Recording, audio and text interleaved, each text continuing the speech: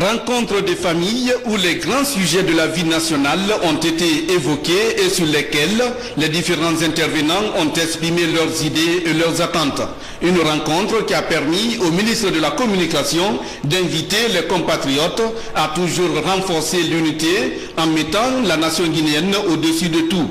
Dans son speech, Alcène Makanera Kake a évoqué les grandes réalisations engagées en Guinée depuis l'arrivée du président Alpha Condé au pouvoir. Le président de la République, le professeur Alpha Condé, s'est attelé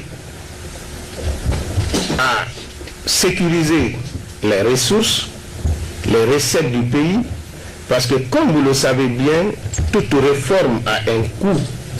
Et pour faire des réformes, il faut avoir les moyens de réforme. Et je crois, vous-même, vous avez remarqué que la Guinée courait derrière le PPT depuis 15 ans, et le professeur, en peu de temps, a réussi à atteindre avec son gouvernement l'initiative PPT, ce qui a donné un quitus à notre pays.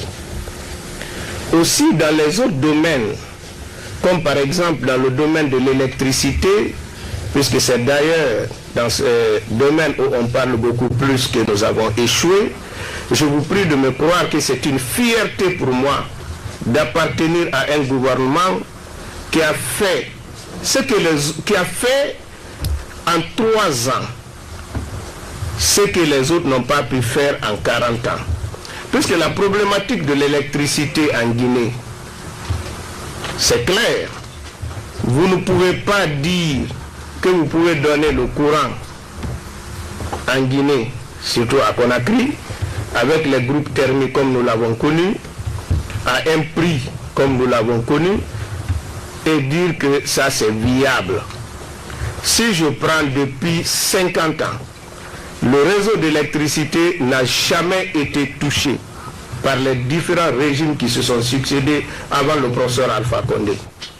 Et le seul barrage qu'on peut qualifier aujourd'hui de viable, c'est le barrage de Garafiri. Et Garafiri ne fait que 70 mégas. Et nous, en moins de 4 ans, nous sommes en train de construire un barrage, peut-être que vous avez entendu parler, c'est le barrage Kaleta, qui fait 4 fois Garafiri. Je crois que ça doit être un motif de soulagement et de fierté même pour tous les Guinéens. Si en 50 ans, on n'a fait que 70, et un gouvernement vient qui promet de vous donner 240 mégas en moins de 5 ans, je crois que c'est un motif de soulagement. Je voudrais aussi parler des infrastructures routières. Quand vous atterrissez aujourd'hui à Zérékoré, vous êtes très heureux de constater l'une des plus belles villes de la Guinée. Pour celui qui vient d'arriver pour la première fois, il ne sera pas étonné. Mais pour ceux qui savaient qu'après 3 ans encore, on était obligé d'allumer ces phares pour rouler dans les rues de Zérékoré, sauront que nous venons de loin par rapport à cette ville, surtout quand on sait que les financements qui nous permettent de réaliser ces infrastructures sont souvent du budget national. Pour parler des infrastructures routières, on ne peut pas oublier qu'en 50 ans, l'autoroute de Conakry n'a pas dépassé Dapompa. Aujourd'hui, le cap est sur Koya, près de 50 km d'autoroute. On a déjà fait à peu près 50% des travaux. Vous avez peut-être des fils de Kakandé. Ils savent qu'à l'investiture du professeur Alpha Condé, il vous fallait 4 heures à 5 heures de temps pour quitter Boufa pour arriver à Bouké. Et quand vous arrivez à Bouké aujourd'hui, c'est là-bas chez moi, je suis né là-bas et grandi. Ce que nous avons fait en 3 ans dépasse de loin ce que tous les autres régimes ont fait en 50 ans. C'est une rencontre d'échange qui a été mise à profit par les Guinéens de France pour s'informer des problèmes qui assaillent la société guinéenne, comprendre le chemin parcouru depuis 3 ans et connaître les attentes vis-à-vis de la diaspora guinéenne. C'est une très bonne prestation de notre ministre de la Communication. Et je pense qu'il y avait un certain nombre d'interrogations que les Guinéens de l'extérieur, notamment nous qui sommes en France ici, nous nous posions. Mais je crois que beaucoup de doutes ont été levés aujourd'hui par rapport à cette prestation que je salue et que je félicite. C'est une très bonne chose.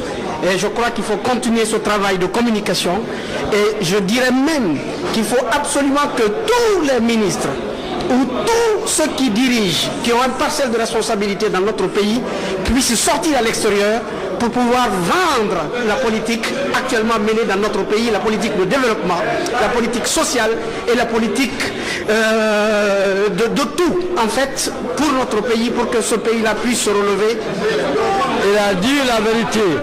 On ne peut pas faire tout en un seul jour. C'est ce que je vous dis. Je suis très très bien. Pour moi, je n'ai pas vu de fake. Pour moi, j'ai compris. Et ce qu'il a expliqué, c'est comme ça. Il faut être à leur place pour comprendre. Nous sommes satisfaits d'avoir participé avec cette intervention-là pour nous, parce que nous voulons effectivement communiquer avec lui. Je trouve que c'est une belle chose, c'est l'image de la Guinée. Quand il s'agit de parler de la Guinée, il faut apporter la contribution au développement socio-culturel de la République de Guinée, parce que c'est un pays que nous aimons tous. Il a monté les chantiers que le président a ouverts. Et cela a édifié beaucoup de Parisiens ou précisément à tous les Guinéens résidant en France pour voir réellement quels sont les projets du professeur, quelle est l'ambition de lui-même en tant que le ministre de la Communication, donner comment est la liberté d'expression, tout ce qui se passe en Guinée, l'évolution sur le terrain socio et médiatique pour donner à toutes les chances à la jeunesse, une nouvelle chance à tous les Guinéens pour voir ce qui se passe sur le terrain. J'ai bien apprécié la prestation du ministre de la Communication qui nous a édifiés sur le programme de développement du président de la République. Je crois que nous allons nous mobiliser pour permettre au président de la République de terminer ces chantiers, les chantiers qu'il a ouverts. Je sais que c'est des chantiers qui durent pour 10 ans. Donc en 2015, nous nous mobilisons pour soutenir le président de terminer les chantiers qu'il a ouverts. Le ministre de la Communication, franchement, il a émerveillé tout le monde et il nous a édifié sur le programme de développement du président de la République, les chantiers qui sont ouverts. Le ministre Alsen Makanera Kake, qui avait à ses côtés le ministre de la Pêche et le directeur général de la RTG, n'aura occulté aucune question. Son objectif étant de susciter un échange d'idées, que tous les intervenants s'entendent sur leurs différences, l'essentiel étant de privilégier l'unité et le développement de la nation.